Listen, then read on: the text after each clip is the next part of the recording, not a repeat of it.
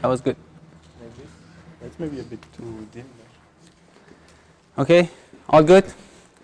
Yeah, just don't sleep in the middle of my talk. Okay, so welcome everyone. So my name is Amir. I'm actually a PhD student in the group of LPQM here at EPFL, a group of Tobias Kiepenberg. And actually I'm going to be giving most of the talks today. It's I don't know, it's a fortunate thing or unfortunate, probably very unfortunate for you. But actually, well, before jumping into basically serious business, I have like 10 minutes of my time. I need to basically go through some of the basics. Actually, normally it's Tobias' role to give this kind of a intro talk, but unfortunately he is not here with us at the moment because he has a course. So as a first speaker, I'll just take this privilege to actually start by thanking the organizers. Actually, well, it's normally it's kind of hidden, but I've been actually through this basically many meetings to actually organize this events. Actually, this all of this is actually in this is we need to have a special thanks to Antonella and Tobias support.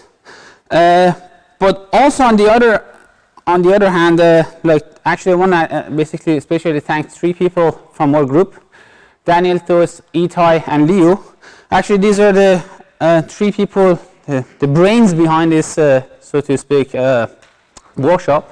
Actually, you will be surprised how much of man-hour they put into this schedule and then organizing everything, like from technical things, starting from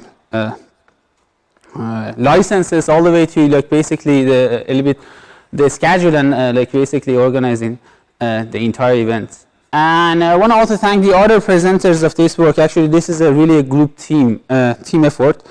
And although I'm giving a lot of talks, but actually most of the like basically backbone of my talk is being basically by the help of others like Muhammad sitting there. Actually, we were doing this slides like until 5 a.m. Last night. So I'm a little bit sleepy. If I tend to sleep in the middle of my talk, just give me a good check. Okay, so with that, let's just kind of jump into business. So I just want to like talk like what is the method of. I want to just explain like what is the method of or basically approach to teach you finite elements. So we have this assumption that you come here as a junior students with not much of an experience in finite elements. I know like as experience, like this is the second of this series. So we had the same basically event in 2014, and back then like the people came with different levels. So we actually tried 2 ways actually to in my view to learn like finite element simulation. I can start from bottom up approach. I can start by like introducing what is FEM, like what are the standard numerical methods you can basically solve equations. And what are then fast algorithms, right? And then pros and the cons of each one, like which one is faster in converging, which one isn't. And then work my way into like how do I quantize basically differential equation to numerical difference equations, and then feed it basically redraw it in the form of weak forms if you have heard of it, which is like a good format to actually say integral format instead of differential format, which is a really good fit for this numerical solver. And then basically I explain you like how you can numerically basically set a boundary condition, initial condition, stuff like that.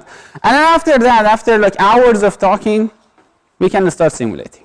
This is approach 1, and this is not what we will. Actually, this is not what I believe in, and this is not what we want to do at all in this in this entire workshop. So the method actually we want to pursue in this like 3.5 day workshop is kind of a top-down approach. And my approach is like, forget about that. Let's start simulating. And then work our way in. So practically, so the way we actually, let's say, think about this, simulation software such as COMSOL, ANSYS, you name it, it's just a cute black box. I don't know, some people come from Mars and then say this actually magically does solve your problem. And we don't really care what is inside or what is behind it. And most of the cases, believe me, I've had years of like experience in finite element simulation, and in most of the cases it really is irrelevant. So you can basically, so in this workshop, we actually basically act like this, basically software as a black box with some inputs, obviously some outputs, and they have some knobs on them. So what we want to basically do in this workshop, actually going through some examples, we want to just see how we can basically get, like, what are these inputs. For example, you can basically feed some geometry, material properties, boundary condition, meshing, etc. And what are these knobs you can play? And then if everything goes well, hopefully some useful stuff comes out. Hopefully. And this is a really, really important hopefully. I'll actually come back to this. This is absolutely important key to know. So that's the actual method I like to actually, for the starters, actually this is the way I want to approach to basically how to learn finite elements. So play with this one, don't care about what is inside, and when you master the whole thing, we can actually just take out the layers and see, like, in more depth what's inside. Okay. So let me just basically share my version of this, basically a little bit in more details of what is inside this schedule you have. So actually a lot of basically brain hours put into this schedule in different, like, ways. So the first thing you will notice is, like, the schedule is kind of divided based on topics. Actually, this is kind of an experience we learned, like, in 2014, that, like, the topics were mixed up and people couldn't really follow. So now, like, kind of, like, today is like we are obviously in optomechanic community. I mean, electromechanic as well. Okay. Optoelectromechanic community, so we need to have mechanics. That's the heart of what we are doing. Some people do optics, some people do mechanics, and then some more advanced topics. So today is mainly going to be a mechanic day. And the way that this program is organized, actually, is very smart. Like, we will start with very basic stuff, which might be a little bit boring. So for people who actually are more experienced in finite element simulation, but then we actually go through the more and more advanced topic in each day, And then the idea is, like, actually the next simulations are based on what you learn in the earlier things. Okay. So that's one way of looking at, like, finite element, this schedule. The other way, which is very, very important, and I really pushed to actually have this opportunity, is, like, it's learning a finite element simulation is like a toolbox. And then this, you all know this, famous quote that if you only have a hammer in your toolbox, you see everything as a nail. And this is a really dangerous thing. So simulation, I mean, you need to separate what is the simulation software and what is the finite elements. So there is basically slight difference between these two. And what I want to actually do is, like, most of the work you will see is concentrated around the console, but we want to give you also a taste of what other softwares can do.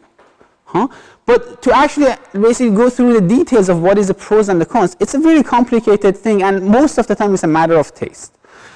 In any case, basically the workshop is basically divided in basically a couple of different softwares. So these are the talks actually will cover console, as many of you have actually used it in the past. The second big group is tomorrow, which actually we go through the basically another competitive software. To me, personal choice, way more advanced and flexible than console.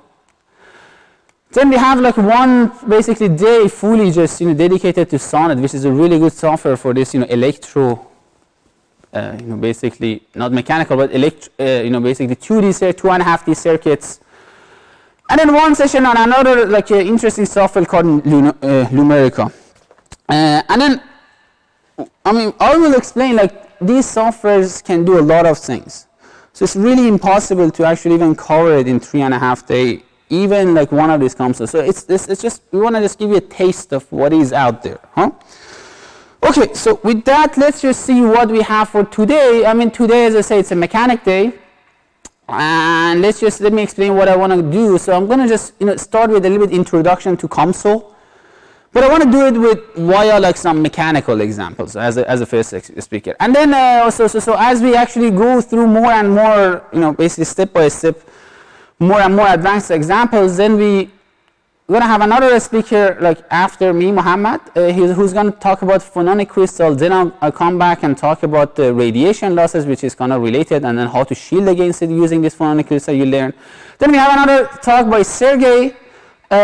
His talk is a little bit different. This is probably the only talk is not really finite element simulations, like numerically, how we can numerically attack some of the basically simpler cases. And then I will conclude the day by like some like basically isolated topic of thermal transport and heat dissipation, which is sort of related but a little bit distant, huh? And then what is this exercise session? This is really, really important session. What is this? So first of all, speakers of the day, they will give you more, at the end of each talk, they will give you some exercises, which are a little bit more advanced. And by the way, this exercise is not a joke, so everybody's supposed to be here, and then we go together. There is no talk, but there are works to do. So, and then all the speakers of the day, and hopefully also other days, will stay in this room for this hour. So if you actually fell behind, you can ask questions, because sometimes we go fast, sometimes we go slow. And it's a good opportunity to catch if you actually fell behind, huh? And last and not least is that if you come with a simulation problem and maybe we have the expertise to help you, absolutely you're welcome to share it. This is a really good time to do that, because there are lots of experts sitting around here that might help you. I mean, we cannot help anything, like all the problems, but we may give you some hints if it's in our expertise. Okay.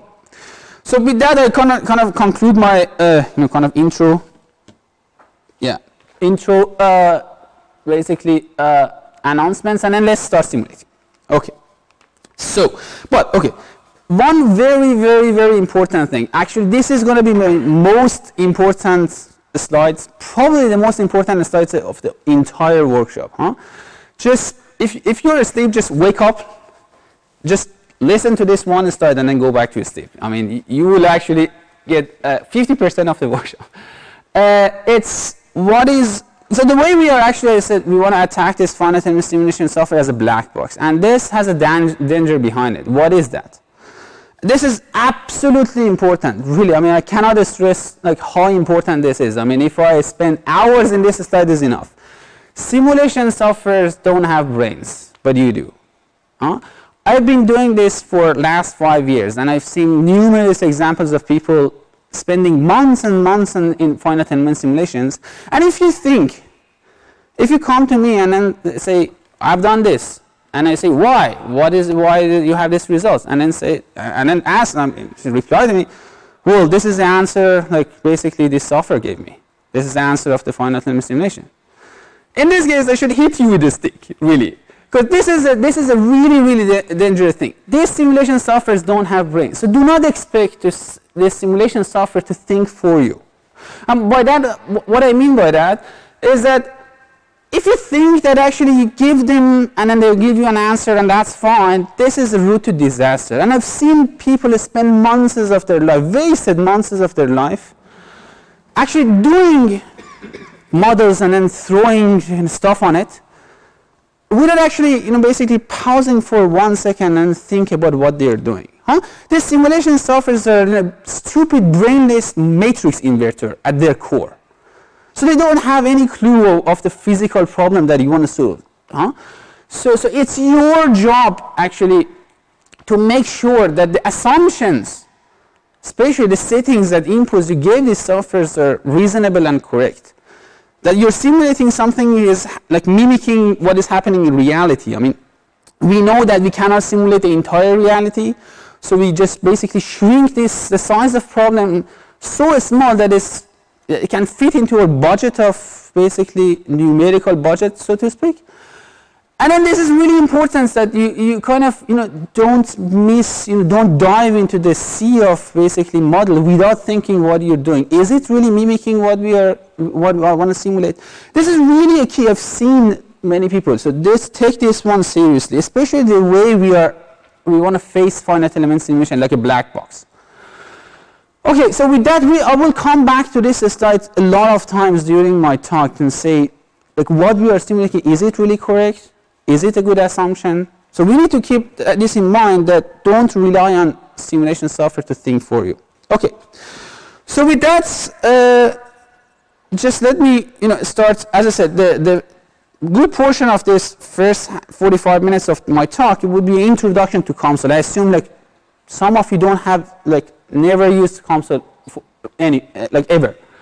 So this is COMSOL. So if you open COMSOL, by the way, is anyone here that doesn't have COMSOL installed and operational? Just raise your hand because people might actually come and help you. So all good? Okay. So and then you will see in my talk we go back and forth. On my slides and then back to COMSOL, and then we want to just keep it like that. So just just very few. As I said, I don't want to introduce you to COMSOL as a sales pitch. We're going to go exercise and then learn by practice what it is. But just few words. If you open COMSOL, that's what you see. So this is the first view. And then so just few basically bullet point things. So it's relatively okay software. It's not the best. It's not the worst. Somewhere in the middle.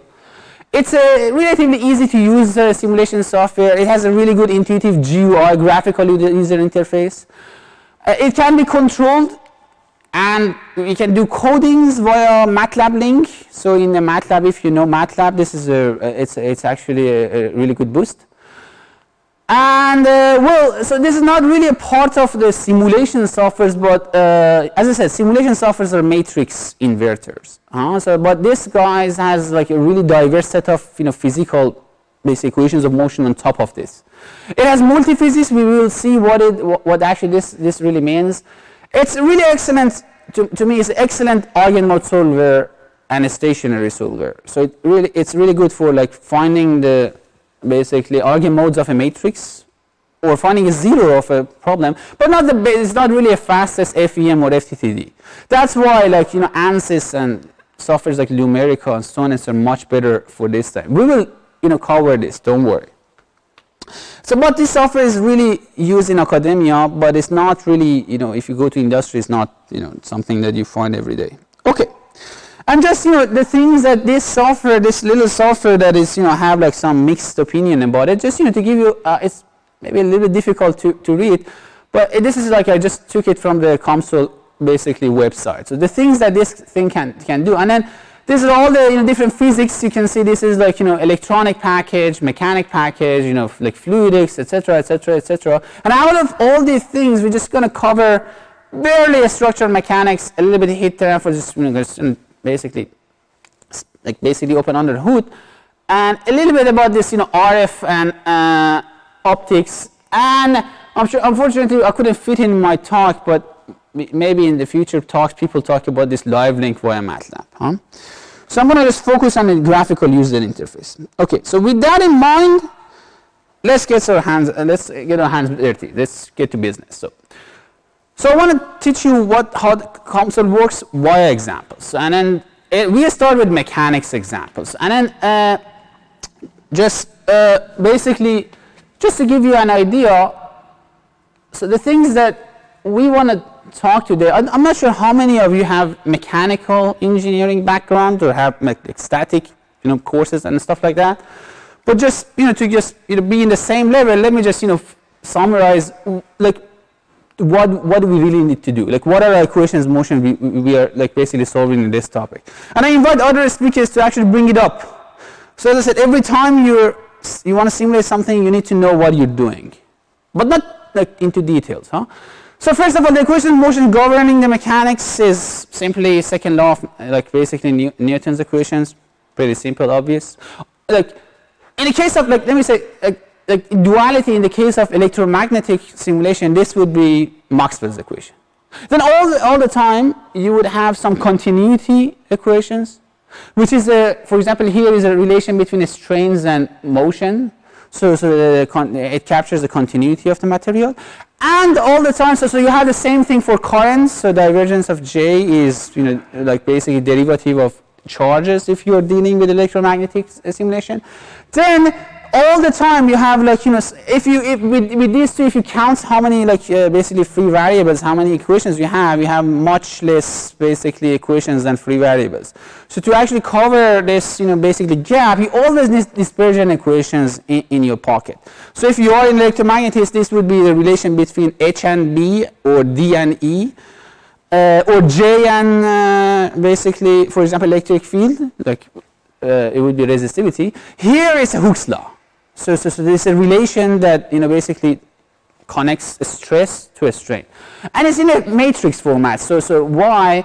I'm going to explain. So basically, this is like very obvious. This is the thing that it's most of the time we actually need to know about it.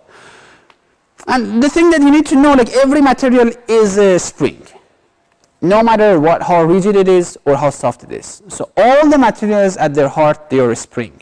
So if you apply a stress or force, they will basically react by shrinking or expanding. Depends if you are acting at tensile or compressive stress. These two. So anytime you have a stress, you have a strain. You have a strain, you have a stress. Depends where do you start with. We actually go through it a lot. And then there are different ways to create this stress. You can create it via heating, like thermal expansion. We're going to actually, one of the things we're going to simulate is like where this high stress in silicon nitride come from. Actually, that portion of it comes from. You can have electric field, you can have piezo. I mean, it was one of the nice actually works I've been involved during my PhD was like simulating piezoelectricity in thin, like basically 2D materials. Anyway, so the thing you need to know, very important for people that don't have a mechanical background. So what is this Hooke's law, and like how do we, like, you know, macroscopically, how does it look like?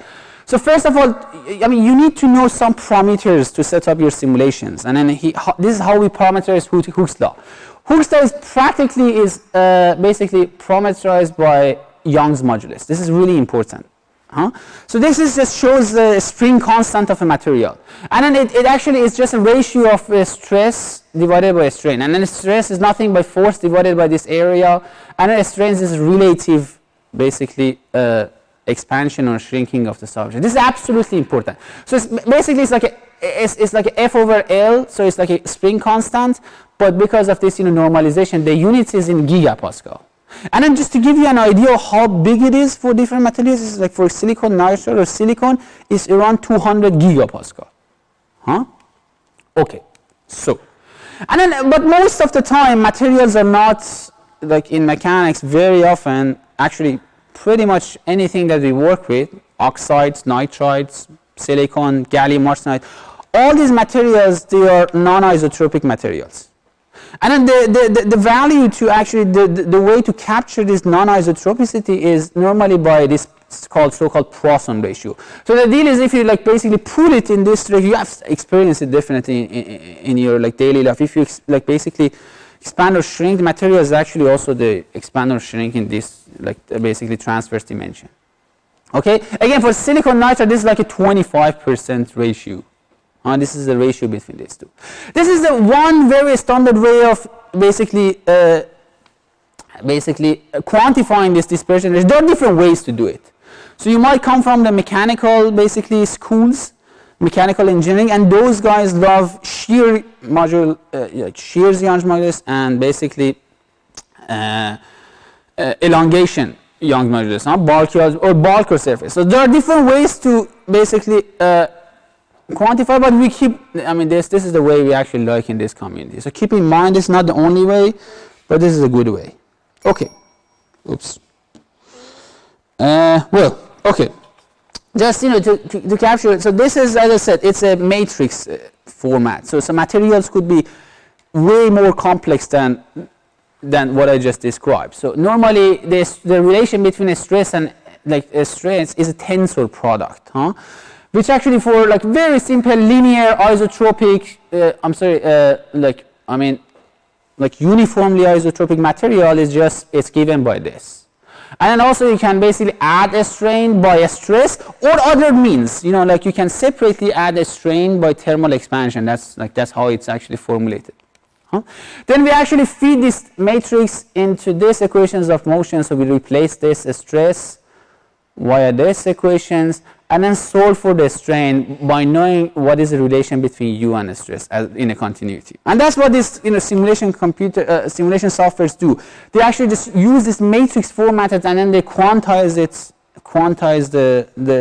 the space that you want to simulate regarding the machine that you gave, and then just solve it for us. So practically it's just matrix software. So what you can do with this equation, as you can see, there are a couple of derivatives in this equation, so there are different basically things that we can do. And this is pretty much the menu I'm going to cover today. So you have dynamic effects and then static effects. Obviously the difference is the component of time. So in the static effects, it's just derivative of time is 0. So you can think about what are the stress profile. Actually we're going to see as a second example how we can basically make a cute object like this. I'm going to explain what it is. And then we will see in this unit how this is stress engineering, so-called, is actually new field, sort of a new basically way actually has been introduced recently, and it's been very successful. And then on the other hand, you have some other dynamic effects, basically eigenmodes of simulations. You have phononic waveguides, you have radiation losses, periodic structure, shields, etc., etc., etc. We're going to cover some of this. We cannot cover everything. Okay, so with all that in mind, let's get our hands actually dirty. So I want to start with the first examples of the most simplest case you can find. What are the eigenmodes? I mean, I know I'm supposed to start with the static according to a schedule, but I want to keep this, the whole 90 minutes thing as one package.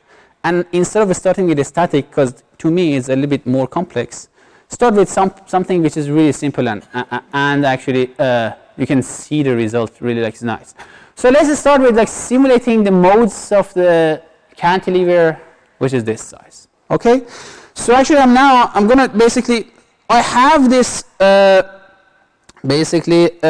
slides. I mean, do all of you have access to this shared folder, Google Drive?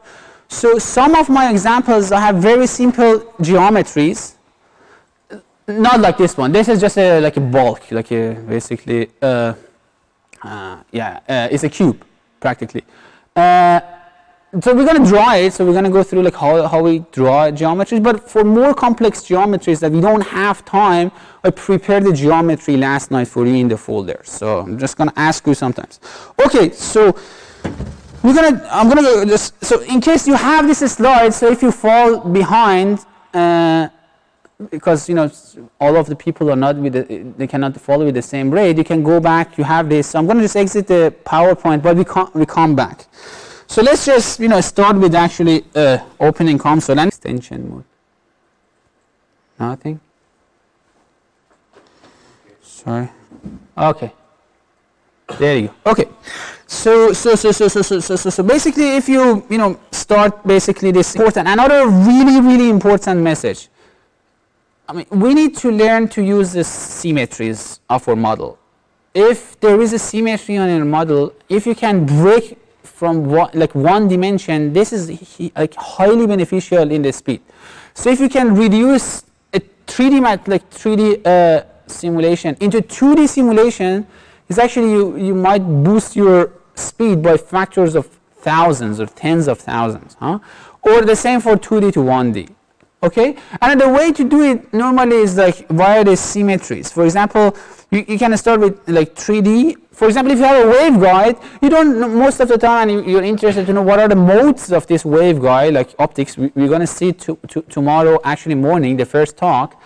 You don't need to simulate a 3D waveguide, just a cross-section is enough. The other, you have a translational symmetry. So if you just know the vector, wave vector in this dimension is good. If you're dealing with whispering gallery mode simulations, sorry.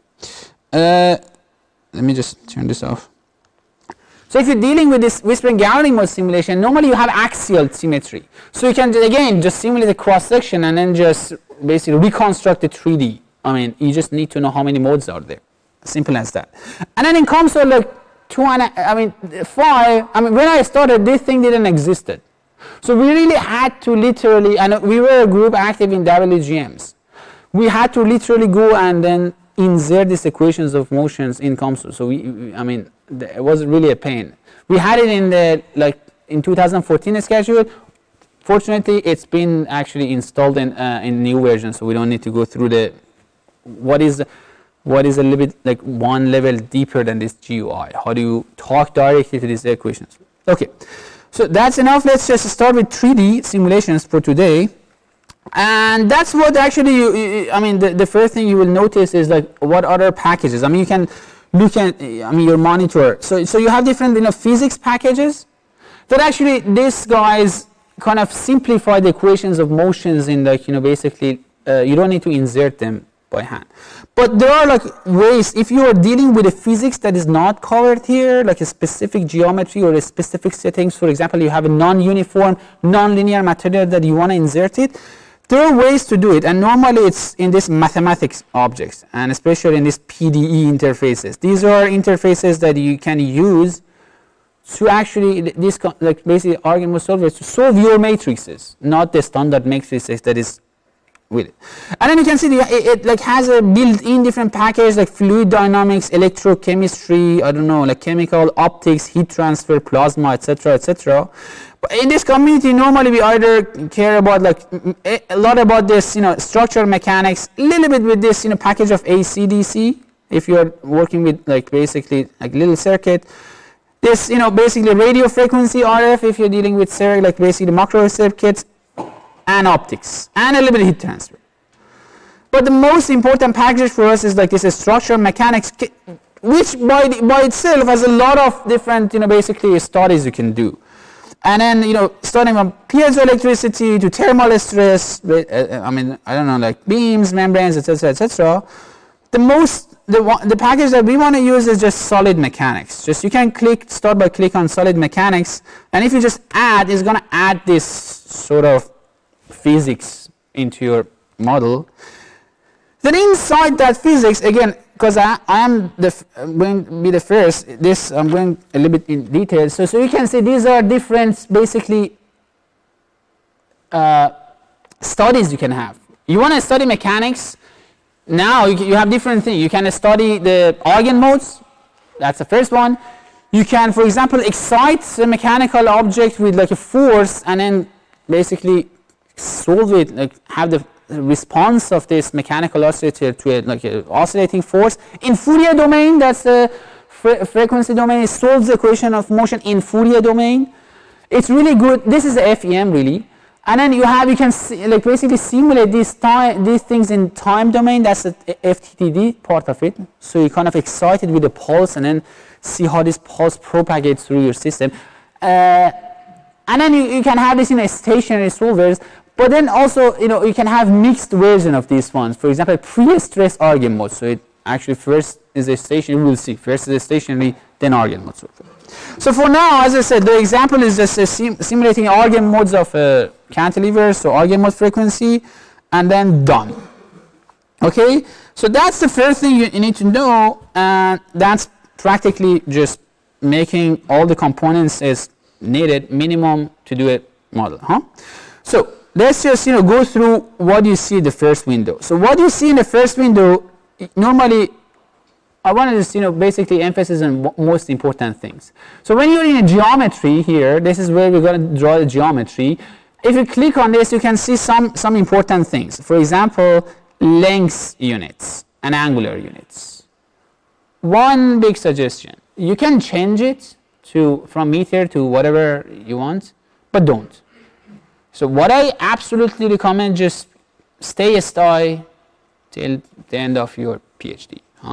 Then you don't need to like basically think about all this, basically conversions between macron and meter. So stay SI for all the units, and then your results will be SI. And one important thing, you can change it to radians, but I mean degrees, it comes handy. Okay. So if I like basically close all these things, so this is your model. You have some global variables. Then you have your components that actually, if you click on these components, you have some definitions. We will see how we can define some functions here. Geometry, material, your study, and we will see we can have multiple studies. We might even have multiple geometries of multiple materials. I mean, this is easy. And the other, after that, you basically build your model, you have a study section. Again, you can have multiple studies, multiple steps of a study in single study. For example, first do a stationary, then feed the answers of the first study to the second. This sort of stuff, multiphysics, solve the electronic equations and then use it as an initial value for mechanical stress. These things we can do. And then the result, which is like extraction of good results, is really important and something that we're going to work with. So what I normally recommend is that the way actually you start with like building your model is coming to this global definition and basically define the parameters of your model. I mean, we will see. You can go directly geometry and then insert, microns or nanometer, what is the width, thickness, etc., etc. But that's not really a professional way. So be professional. Just parameterize. It takes like you 5 minutes, but it's really later good because then you can just change it here, and then the geometry would change. You want to sweep some parameters. It's good to have it. So our model, normally I give you the basically all the variables. So we want to build something which is 50 micron, 1 micron, 300 nanometer made of silicon. Very practical thing. You might find like these are the SCMs. We can. Okay, so very realistic. So you have width of the beam. I mean, you can like basically name it differently, but something that you're basically okay with. So width is so 1, and then the way to insert you can. I mean, if you hear 1 micron, you write 1e minus 6. It's okay. You remember units are SI, so it's going to be meter. But what I absolutely recommend is that instead of doing it, just use the units. The other way of doing that, you can write 1 micrometer like that in Crucial. If you do that, I mean, let me just expand this window. You would see that the value is also like 1e 10 to the minus 6 meter. That's one way of inserting units into your parameters. So the other one is length of the beam, which is 50 micrometer. Okay, and then silicon thickness or T of SI. This is 300 nanometer. Okay, so as I said, this is the first example. We're going to build the geometry together, but for next ones, I already prepared geometry. For the interest of time, just open the geometry. If you want to practice more on it, you can basically do it in the exercise. Okay. So that's all the parameters we need. Actually, it is again in the slides. So if you actually fell behind, you have the slides in PDF format. So I'll put everything. I'm sorry, this is 350 or 300 nanometer. Let me just see. Yeah. Okay. Okay. So now having the parameters, the next things normally we do. Not necessarily all the time, but in a simple case is start building a geometry. As you can see, this is a very simple case, but things become deep really fast. So again, I go back to this, my most important slide. Don't dive. Just take a break, think about what you're doing. Here is simple. We will get to cases which are complex. So geometry.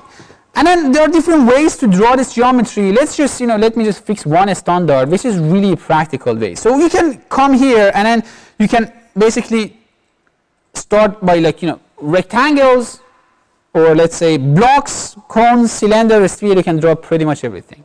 But that's not how we fabricate. So we want to be realistic. What I recommend is build your geometry in the way that you normally fabricate it. Normally we're working with thin film material, so something we draw in 2D, which is extruded in the other dimension, which is the thickness of our film. So one good practice is, we can go easy and then here use the block, but that's not the way I want to do, because the other more complex geometries, it's going to be more complicated to do that. What I recommend is starting with a work plane. So if you insert a work plane here, so you can actually insert a work plane. This is a 2D plane that you can draw a 2D geometry, and then we can do either extrude or basically revolve it if you want to use a WGMs. And then you have different planes you can have, this is a quick plane. You can put it in different domains, X, Y, Y, Z, all this combination. Or you can, if you feel fancy, I don't recommend it, you can choose your own basically weird angle, basically plane, whatever you like. But why? Like why did that? So and then this Z coordinates for if we are in the X, Y, this determines like what is the coordinates of this plane in Z direction. Easy peasy, huh? Units, automatic, everything, you don't care about this stuff, don't worry. So then if you go to this 2D plane, like you will see immediately this thing jumps into the 2D format instead of the 3D, this graphical basically representation. By the way, you can code this geometry in MATLAB. So what we are doing exactly, you can use MATLAB to code this thing. Again, coding versus graphical user interface. Graphical user interface is faster for simpler object, but if it takes a little bit time to code it. But if your object is complicated, then the coding is much faster. Any case, so we're going to start by just dropping. So if you right click on this geometry, you have different basic objects. Again, circle, ellipse, rectangle, squares, and then you can have polygons, where it becomes handy later. And then also you have other stuff, like for example, we will see like you can subtract, you can basically combine objects and stuff like that. So 2D, like basically logical operations. So here is simple, one rectangle, you can name it beam or whatever you like, you don't necessarily need to name it. So we're just going to directly draw it, L of beam. So this is a size, L beam, width of beam. And then what's the position? So you can determine the position of the corner or center. So I just put the center 0, 0. And if you say build all, you'll see it here. Easy peasy, huh? You can rotate this thing if you like. I don't know, like you will see immediately in next example. This comes handy, so you can rotate it, but we don't need it now. Just I'm showing you how do you work with this. So and then if it's more complicated, just draw the 2D whatever you have, and then you just so the next step is like yes. I have a question. Yep. Does this very plane affect the speed of the simulation? No.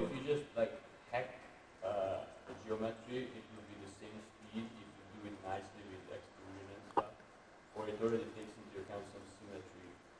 No, I mean there's no symmetry in geometry. This is I mean you can import geometry from other softwares like such as. If you do it with, for example, rotation, then obviously there is a symmetry. So in principle, Well, I mean, it depends if you want to use that symmetry. One of my examples today is like simulating vibrational modes of basically a WGM resonators. I mean, there I can use the symmetry, but I don't necessarily need to use the symmetry, especially when I want to like simulate the radiation. Depends on what you want to do. So if you don't want to simulate cross-section, you start with a 2D simulation from the beginning. Here we choose the 3D simulations, and the way we are just making this object is from 2D, because that's how we fabricate it. Huh? You can do it a different way. okay. But So once you have the geometry, I don't think it does, but there are differences. For example, we will see in ANSYS more in details. For example, if you have curved surfaces, there are different ways to basically, I mean, numerical softwares don't understand curved surfaces, just they understand it like flat. So what they do, they just break these curved surfaces into like many of these tiny little like straight surfaces. And how many are there? They might make a difference. So if you, for example, start with a polygon, you can basically manually set that, or you can set a curve like circle, and then it automatically does it. So there might be different speeds because of meshing, not because of geometry. That's the easiest thing that I can think of now. But actually, by the way, I didn't say this at the beginning. Just stop me anytime that you have a question. So then the next step is obviously we're going to extrude. So if you just again right click on this work plane, the first is like we want to extrude. So the other option you have is revolve. If you want to make basically WGM, that's a good option. 90% of the time we just extrude. So this is going to extrude in Z dimension, and then you just tell him how much. So we already parameterize this thickness of SI. Huh? So and then if you click on this, it will just make a like basically automatic zoom. So we have our cantilever. Huh? Easy peasy. Why? Simple geometry done. Okay. Any question? Is everybody following? Yes. So what if we look, in this example, nothing. But if you, for example, like all the fabrication methods, I mean, we have 3D fabrication methods, but 99.9% of the time we are fabricating, we like do a lithography or E-beam or photolithography, so we just draw something in 2D and etch. So this means extruding. So you can make everything with blocks and spheres. There's nothing illegal with it, but that's not what I recommend, because it becomes, if your geometry is more complex, it becomes immediately really complex. We will see in a second like more complex geometry. Normally, this again is a matter of taste.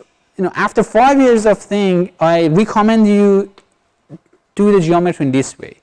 It's again matter of taste. There's nothing illegal if you just use a cube. So the next step is like basically defining the material. But before doing that, let me just show you these equations of motions that I show you. So you can see if you just come to this solid mechanics. By the way, you can see here the dependent variable is just a displacement at every position, and that's the basically. Yeah, obviously the answer of the software will be U, V, and W for X, Y, Z. If you are simulating electromagnetics, it would be EX, EY, EZ, etc. But if you want to see what equations of motion each of these many packages that it has, what is the equation of motion behind it, again, in many cases irrelevant, but absolutely important. Again, don't let the simulation software think for you. So check it. So if you come here, it says equations, and then these are the stuffs that actually I had it in my slide. So you can see this is a continuity equation, and then you can see, well, this is the second law of thermodynamics. Okay, this is the Hooke's law. You can see, and there are different ways. So I mean, there are different ways to parameterize the equations of motion. And then here you can choose, because it's kind of related to the material, so you can parameterize your dispersion equation via Young's modulus and Poisson ratio that I described. But you can see there are other ways: Young's modulus and shear modulus, bulk module and shear module, and other things that I don't really know.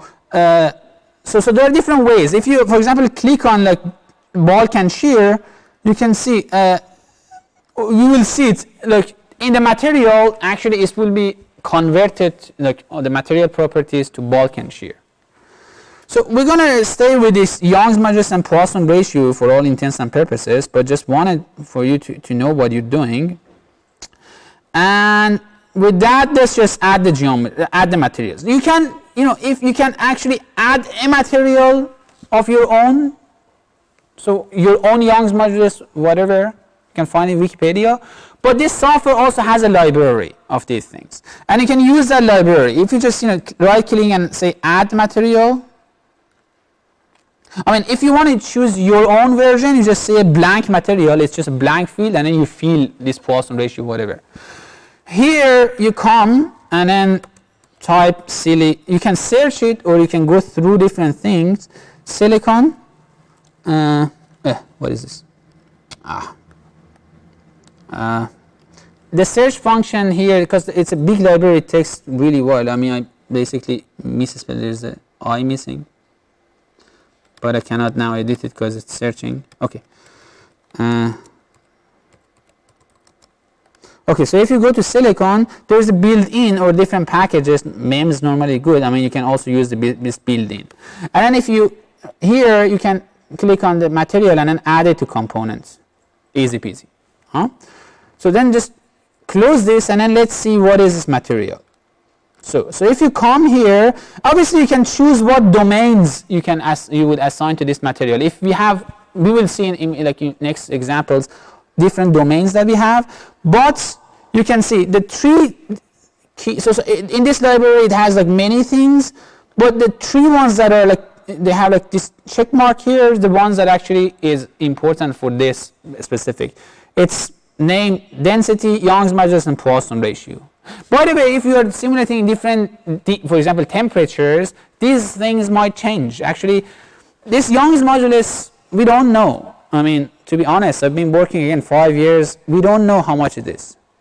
Silicon nitride. I've been working 5 years for silicon nitride. We don't know. It changes day by day. So it's not a one fixed material. It depends like the quality of like LPCVD position. Also the density. The same goes with density. So these are some approximate numbers. Normally, these are your fitting parameters. So if you for example go make a membrane and make it basically measure its vibrational modes, you can use density as pre-stress Young measures to fit your model to the measurement result, not the other way around, obviously. So what is like basically important is measurements. Okay. So doing that, the next steps of geometry is defined, equations of motions means material. Okay, geometry defines, material equations of motions defines. So let's just look at what are the basically physics we want to study, the physics properties. So we already did this, this linear elastic material. This was the point that we basically talk about this, equations of motion. By the way, if you change this, from Young's modulus, as I said, to bulk, for example, you go back to silicon. Okay, unfortunately, this material we choose from the library doesn't include this to bulk. But if you know it, you can just insert it and then you will be fine. So we just go back, and then that was just for your information. Okay.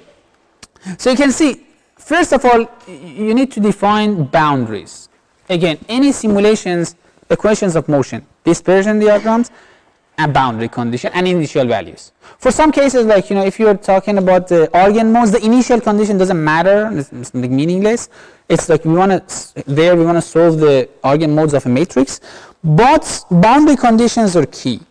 So you can see here the three important. So first of all, it just takes everything as a free, as a default, and also some initial values, which is 0. It's irrelevant for our case. So a cantilever, what is a cantilever? A cantilever is something that has a one free end and then the other end is fixed. Double clamping, both ends fixed. We will see it. So what you can do to add these fixed boundary conditions is right click on this and then fixed constraints. You will see other things like boundary loads. If you have a load on one sample, mechanical loads.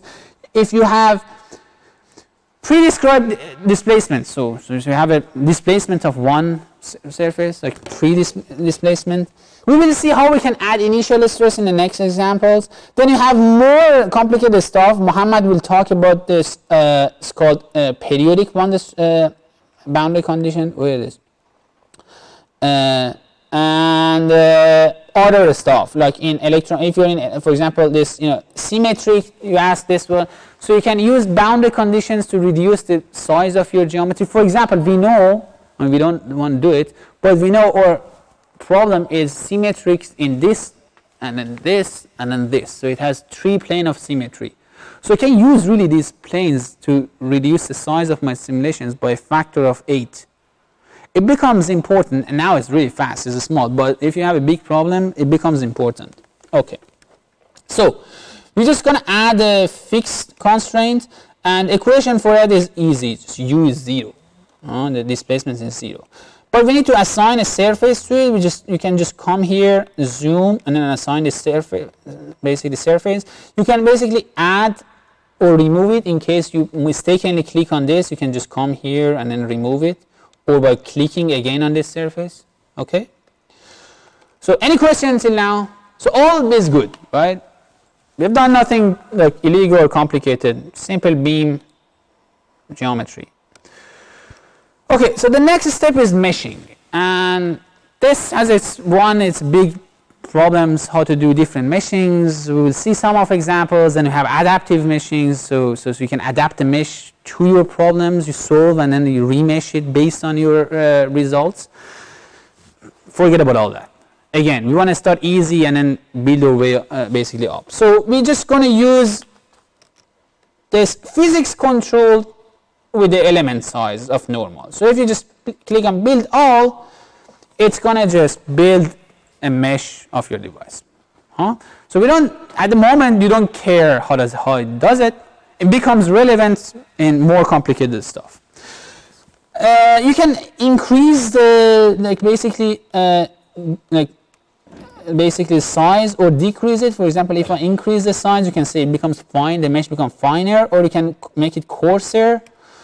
Obviously, one big question you can ask is like, how fine a mesh is a good mesh?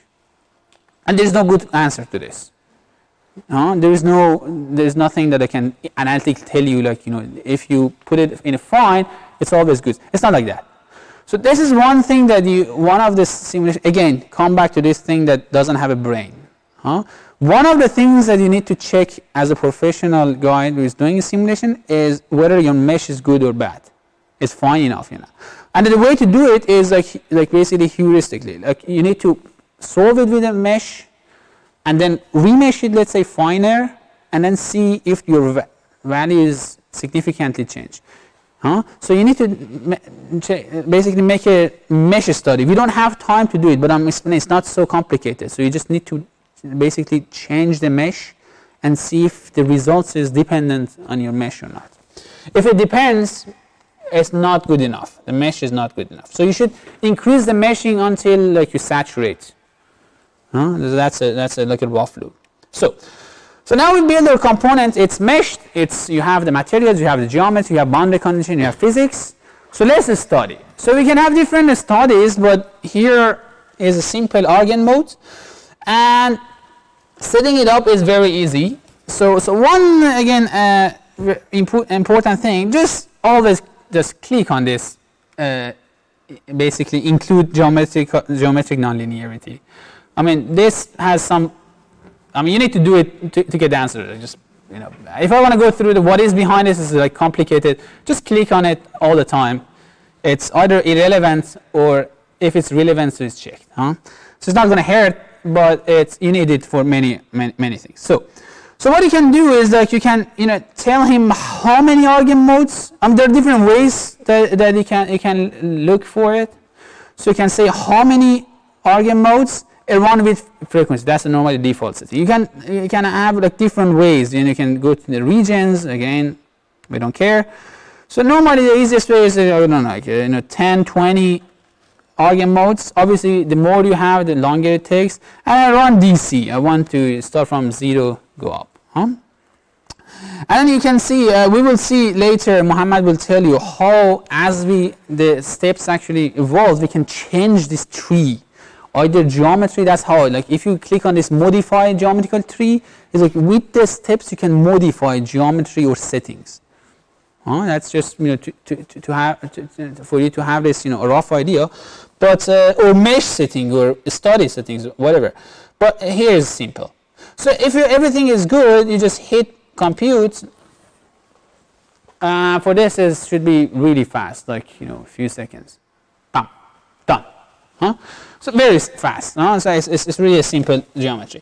You can always come to this convergence plot and then see the convergence. Obviously, it like within 2 steps it converged.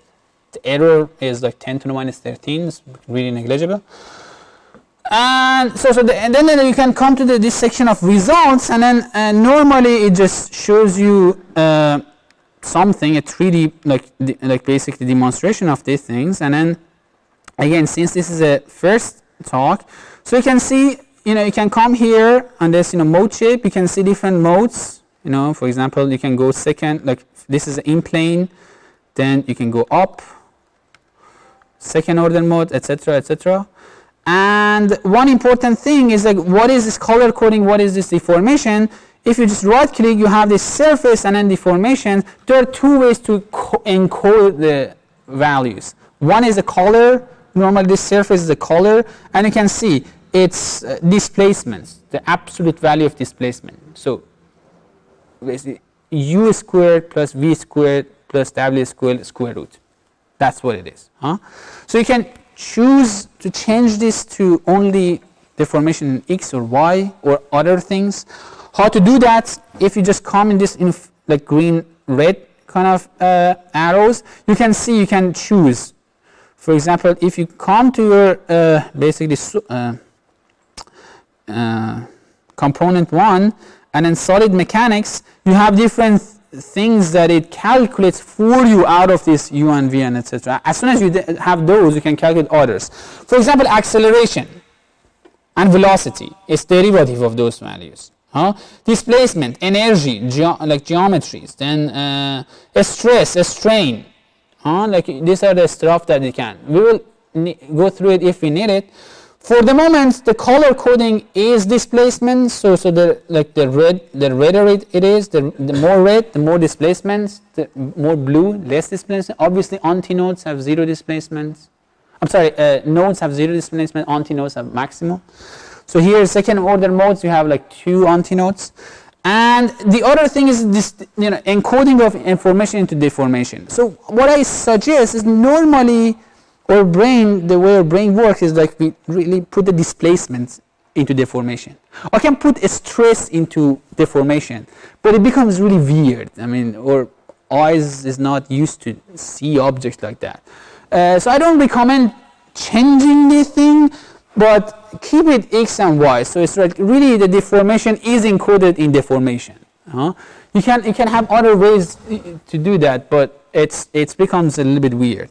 But what is important is scale factor. So this is scale factor. So this is like I mean it's all the like variables are scaled here, but 10 to the minus 7 for them. So it's highly exaggerated or de-exaggerated case. So if you want to like further exaggerate, you can change this value. For example, if I increase it by 1 order of magnitude and replot, you can see, so deformation becomes more exaggerated. So it just increases the amplitude.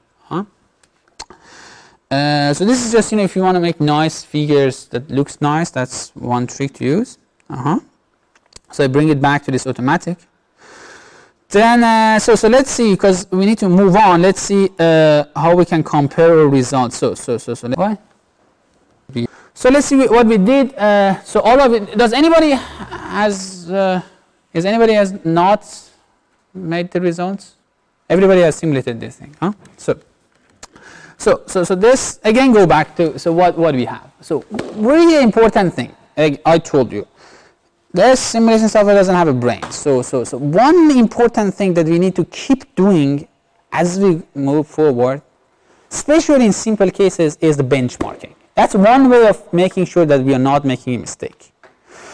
There are different ways to do benchmarking. For example, if there is an analytical solution for the eigenmodes of a cantilever, and so I hope you have the same value as I have. So 1.9 10 to the minus 5, so 190 kilohertz. And how does it compare to the? So let's see if we are off from the model. So that's analytical equations for cantilever, and with our values, if you just basically put it in, the analytical solution we get is 1.9. So it's pretty close. So I mean, you can go through the details of why they are like a little bit like maybe 1% difference, but at this level is good enough. Obviously, one thing you would understand is that cantilever is not like the double clamping. So second order mode is not twice the fundamental mode. That's not how it works. That's for that logic is only holds for the high stress case. Okay. So let me just give you also, now we are here, just give you a hint because it might be useful for your presentations, how to make an animation. So you can use this software to evolve the basically equations for you, your console. It becomes handy sometimes. So if you go to results, you have this. You see this export thing, and then if you right click on it, you can see this. There is this one button. You have animations. You have a player that it plays here. You can also export it to a file. So now, because we are out of time, I'm going to just basically evolve it here. So you can basically it acts. So you can say this thing is a study one. This mode shape, etc. So animation is exactly on this object. So this mode shape that we set here with this, basically values for deformation, it will be used. And then there are different ways to do it. For example, you can basically animate the sequence if you have sweep the parameter over parameter sweep, or one you can. So this is one going through one period. So you can have a full harmonic, half harmonic, different ways. Let's go full harmonic. You can set the number of frames, and then also frame per second. and so obviously the speed of, so if you do that and then just click on this, play, it's gonna just build, this does this, this data extension over one full period, and then just, well, you can put it in repeat mode, and then it just simulates it for you. So this tiny thing becomes handy later. Just, and then if you, instead of coming to player, if you choose, choose basically file, you could have exported as a GIF or AVI, whatever. Okay. So, any questions? The first one very easy, huh? So let's, if that was boring, let's just get to more advanced stuff. Okay. So the next, any question? You totally missed. So just, you can come to export, then right click, you have animations, you can choose player or file. File is for export, we will see it later. Here I choose the player that it plays in this graphical basically window here. And if you have different ways. You can basically animate, if you have, for example, I think my computer crashed here. Sorry. It crashed. Okay, so you have, I don't know what it's doing, but you can, for example, simulate the sequence on stored solution. For example, if you have a parameter sweep, for example, sometimes we have we will see in the next slides, initial stress, and then you want to change the initial stress and see how the bending changes. You can animate over that. But what we did here is just, animate over one, I'm sorry, it's doing some weird shit here, but I don't, come on. It completely crashed. Okay.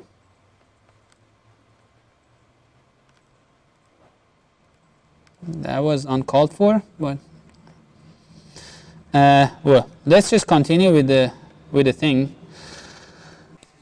Yes. How do you choose the mode that you want to show? Okay, so actually, good question. If it's, I could have, well, it's crashed. Sorry.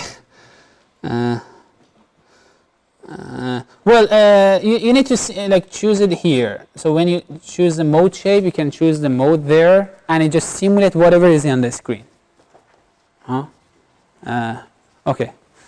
Let me just kill this program real quick.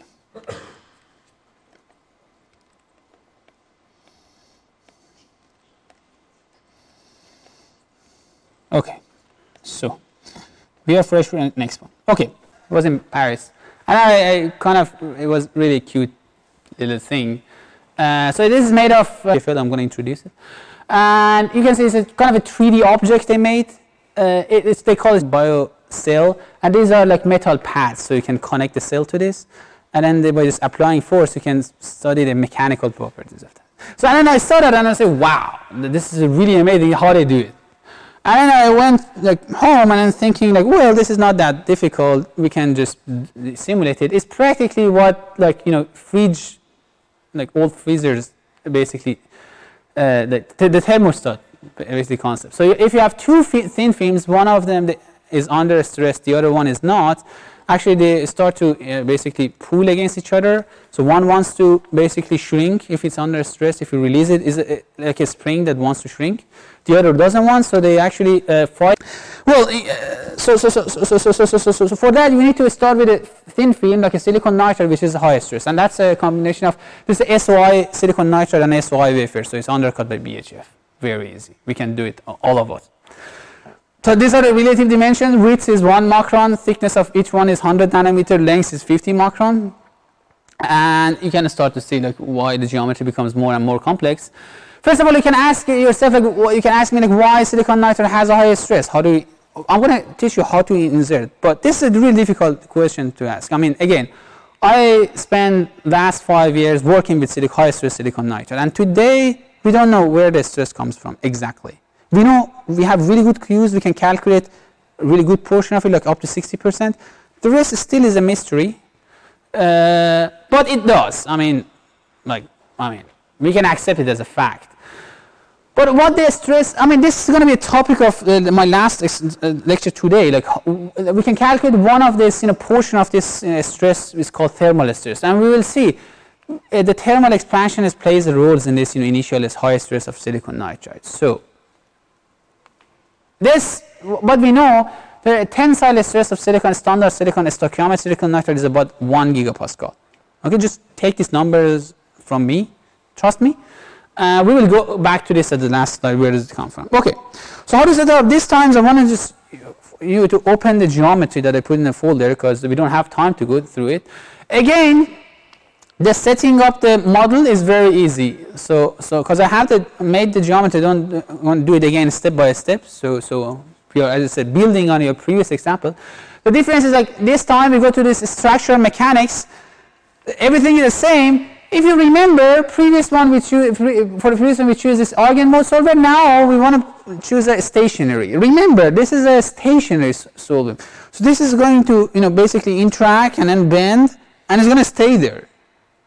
So this is like a basically it's a basically steady state basically situation of this system.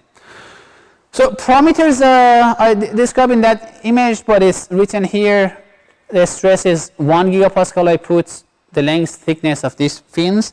So please go ahead and open the, if I can also find it. So if you say example number 2, cell cage, and if you just open it, you will have the geometry and the physics already building.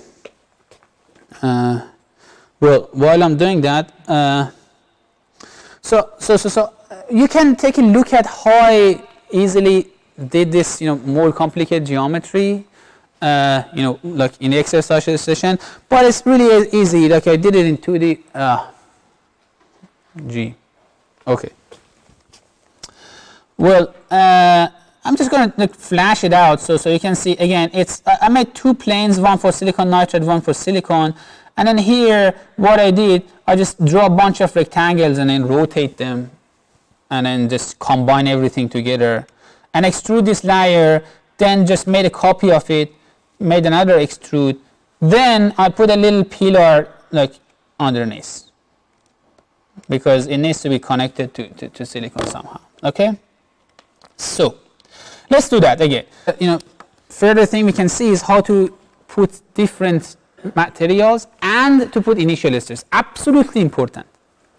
Okay, if you were still in a previous example, you have to wake now and then go back to sleep. So this is really important because you're gonna, if you don't understand us, you're gonna miss the next talks.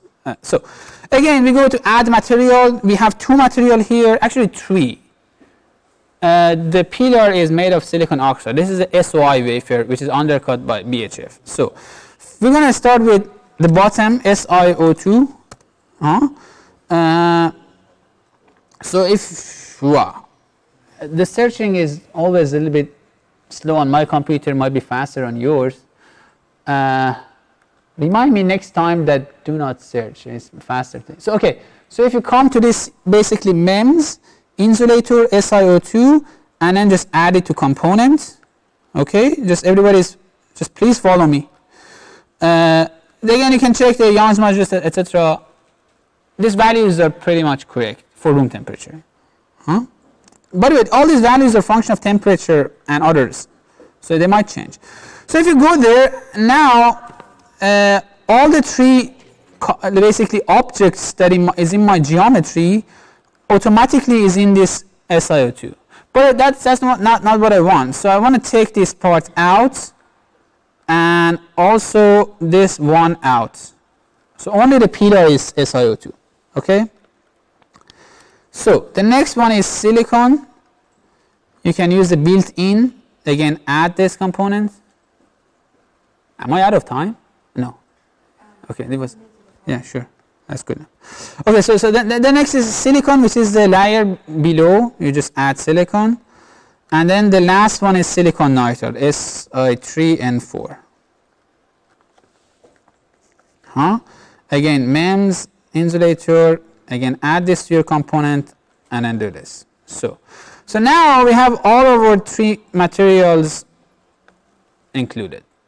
Okay, again, just I have checked it before at home, but you guys check these values. It's in my, if you're, for example, somebody came to me and then he was simulating a drum at dilution refrigerators. These values are different at that temperature. Okay, so again, simulation softwares don't have brains; they have no idea what you want to do. So it's your job to check if this, Young's Modulus-Poisson ratio value is okay for the temperature, for the conditions that you want to use. Okay. So now here comes the most important part. How do we basically implement the initial stress on our silicon nitride film? Okay. Yes. You need to me the components. So which one is silicon?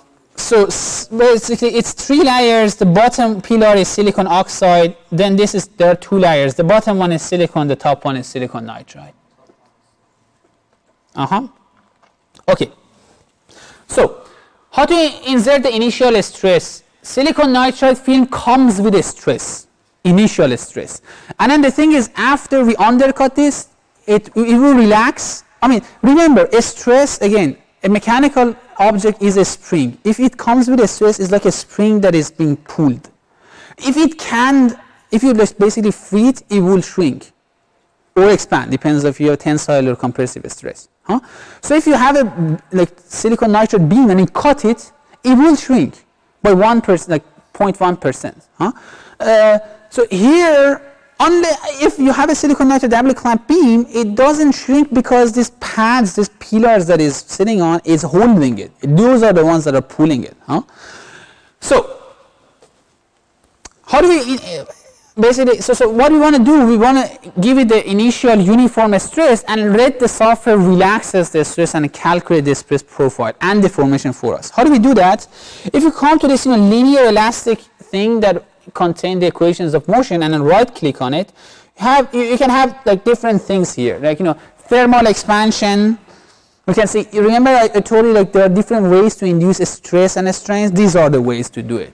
You can basically have thermal expansion, external stress, something from external, viscosity damping, etc., etc. One tiny thing here is like initial stress and strain. Like depends what you know. Like either do you know the initial strain or stress. Strain is like, do you know how much is being pulled by percentage? This is normally not the parameter that we know from the thin film. We know from the thin film the amount of the stress they have. If you're interested to know how we calculate this, how we measure the stress, ask me like later, because you don't have time to do it. But so you can see this is you can insert the stress in matrix format. It could be a non-isotropic stress tensor. But normally what we have is so x, y is my plane and then z is my extrude. This is the way to insert the stress. So remember, only an x component and y components. Why I don't put it in z components? This is really, again, another thing very important. If you put it there, it will give you an answer. Again, this is another mistake that I've seen people spend months and then they just come to me and say, okay, I simulate this, it gives me garbage. And I look at it for hours and hours, and then I find they put a stress in ZZ. But just think about it for a minute. If you put a stress in ZZ direction, it means like something is pulling it in Z direction. What is pulling it in Z direction? There is nothing to hold the stress in Z direction. Even if you start with the stress in Z direction, it would shrink. There's nothing to hold it. I mean, it's a spring. If you don't hold it, it will go back to this zero energy. In XY, it cannot relaxes the stress because the silicon substrate underneath is keeping it from doing so. Again, just remember this very important thing. You need to know what you're doing, otherwise it gives you an answer. I mean, if you don't do a syntactic error, it gives you an answer. Where that answer is good or bad, it's your job to check. Okay. So this is done, so initial stress, but another important thing. Now that I have initial stress in x and y, you can see all my 3 objects, 3 planes are added, but that's not the case in reality. My silicon normally is not under stress. It has tiny stress, but it's irrelevant here. So only silicon nitride thin film has a stress. So I need to take out silicon oxide pillar and this silicon component underneath. So only silicon layer should be under stress. Otherwise, again, it gives you a garbage answer. Okay? So everybody had taken out these two. So the last thing we need to add is that, this object, this, like tiny little object is sitting somewhere. It's fixed via this pillar to the substrate. So it's fixed at the bottom. So we need to add a fixed boundary condition at its bottom. I'm going to do, again, same fixed boundary condition, and you can just turn it, put it fixed, there you go, done. And then we're going to just, again, use automatic meshing for now. If you just mesh it with a fine degree, it's okay. It gives you a warning. Normally, it's as long as it's not error, is fine. Wait, yes?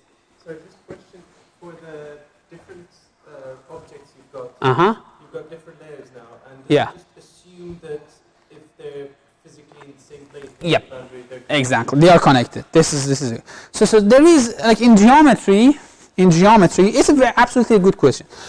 In geometry, when you do all your things, it has one tiny thing at the end as a default, form a union, which actually if you go through, it contains all my geometry inside.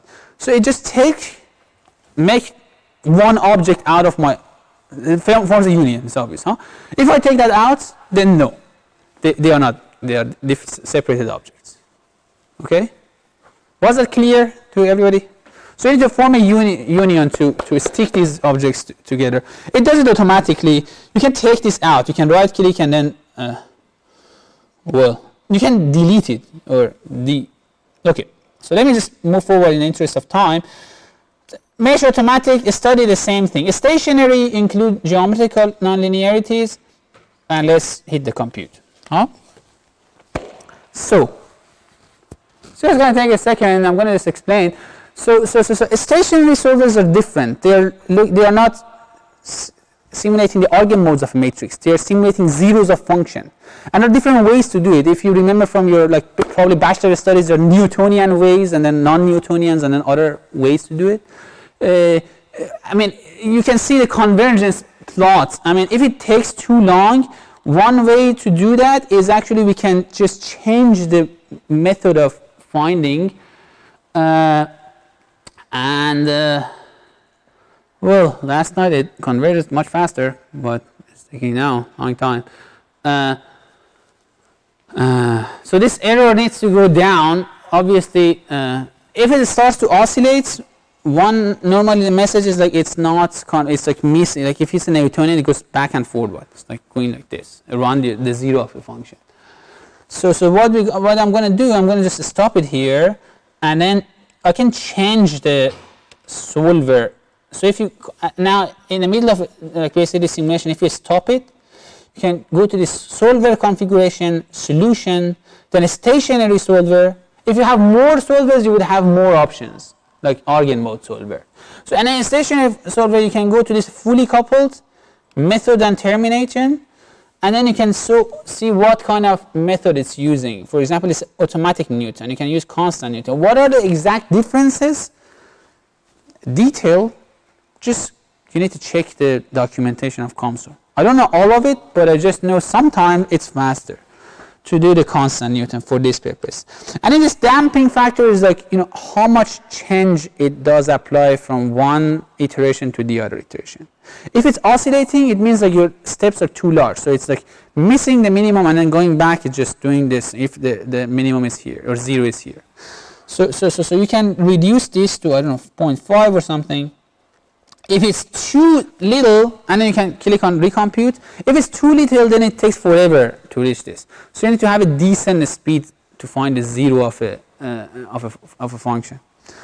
So now let's see how the convergence looks like. There are different ways to also terminate it. Now we put it, as a tolerance factor. So the error bar needs to be lower than a threshold. another way to solve it is like you can say, well, go 10 iteration and then just give me an answer. That's one way of doing it. There is a risk, and the risk is that it might actually not reach the like absolute minimum. It's like a local minimum, but it's still like you're an intellectual person, so you're supposed to know what you're doing. I don't know what values I used last night, but it converged like this last night. Let me see. Muhammad, do you remember which values we used?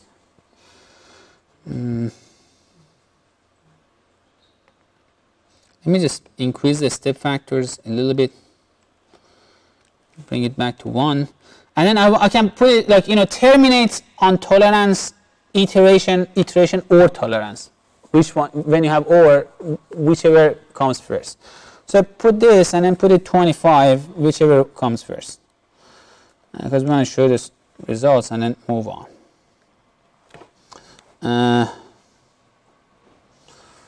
Well, yep. Well, as soon as it starts, it's just right next to this graphic. It just opens it automatically. Just give me, show me.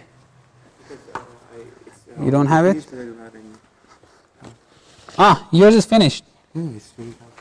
Was fast. Mine was fast last time. I don't know what happened. Like, I didn't include. Oh, yeah, that's the reason. Okay, so let me just bring back to this automatic. So guys, the reason that it didn't converge is this. No, I already had this. No, but if you take it out, it converge faster? Yeah. Really? Normally shouldn't, but okay.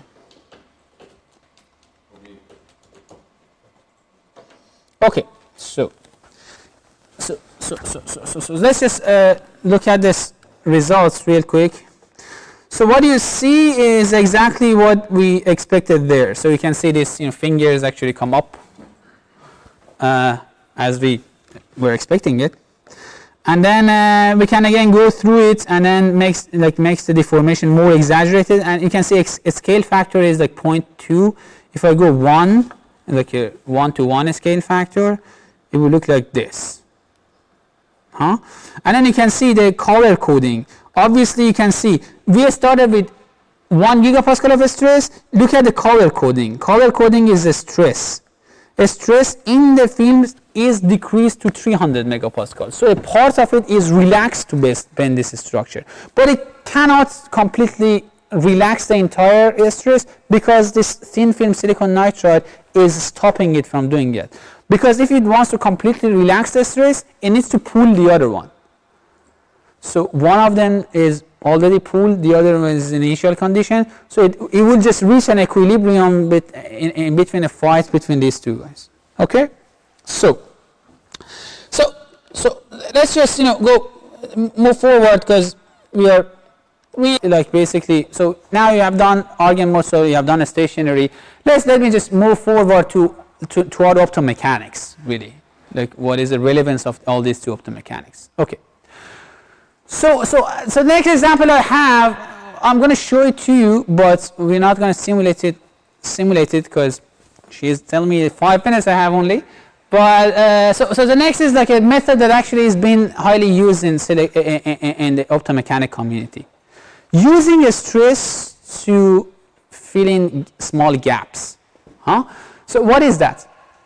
Well, if you have an object, like two objects, you want to fabricate them really close to each other. So this is one example. This is my own paper. So if like this, you have near field interaction, you have optical element mechanics, you want to basically fabricate them really close to each other. The problem is you cannot fabricate them like narrower. This gap cannot be narrower than some threshold. You cannot etch narrower than something.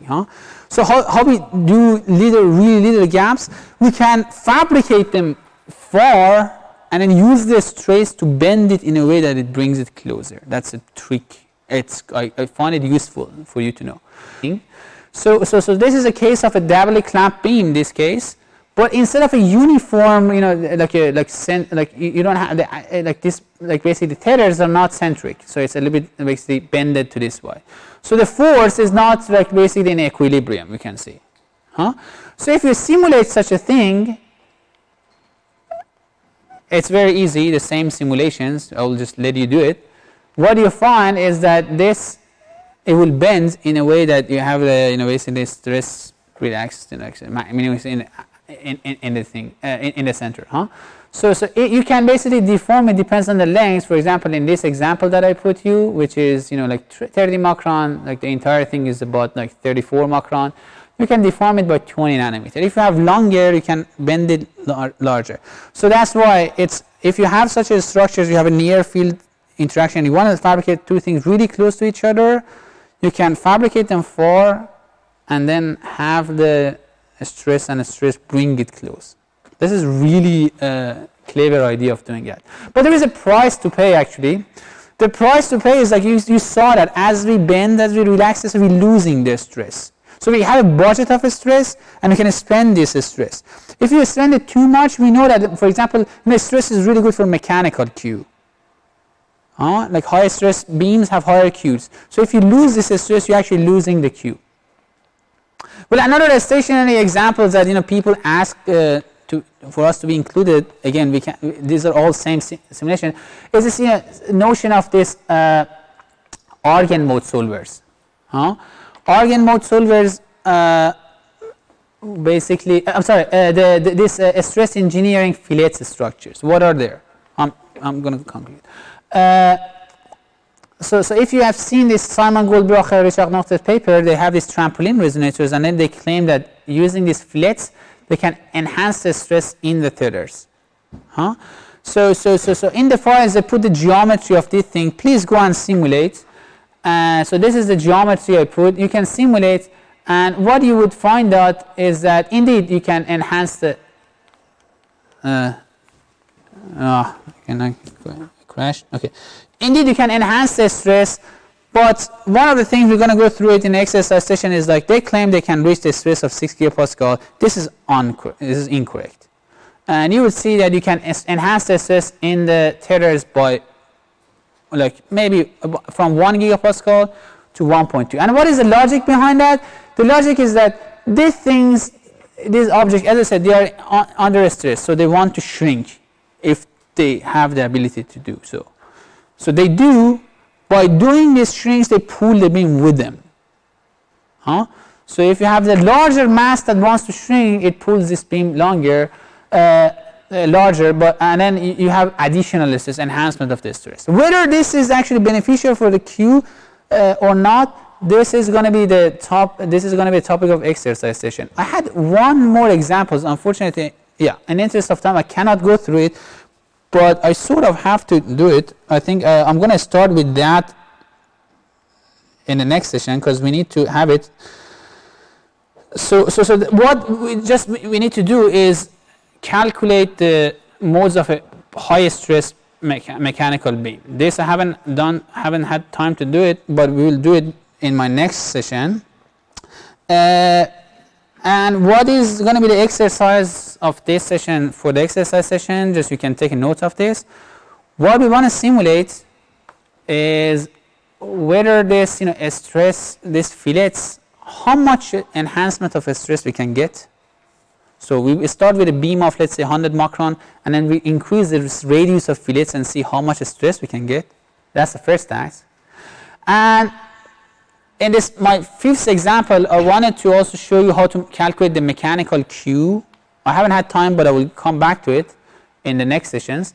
And then so you're going to simulate the effect of this Q not only on a stress, but also on a Q. And what you realize, like contradictory to what the authors of those papers claim, it actually, if you use this technique, it has a negative effect on the Q. Actually, it reduces the Q. Although you increase the stress, it reduces Q. We will see together why it's happened, and with that I conclude because we are at the I think coffee break. But if you have any question, urgent question, also we can talk in the coffee. I'll be here. I think the next talk is Muhammad. Then I'll come back. I'll start by covering the example I couldn't cover, and then we go forward. Okay.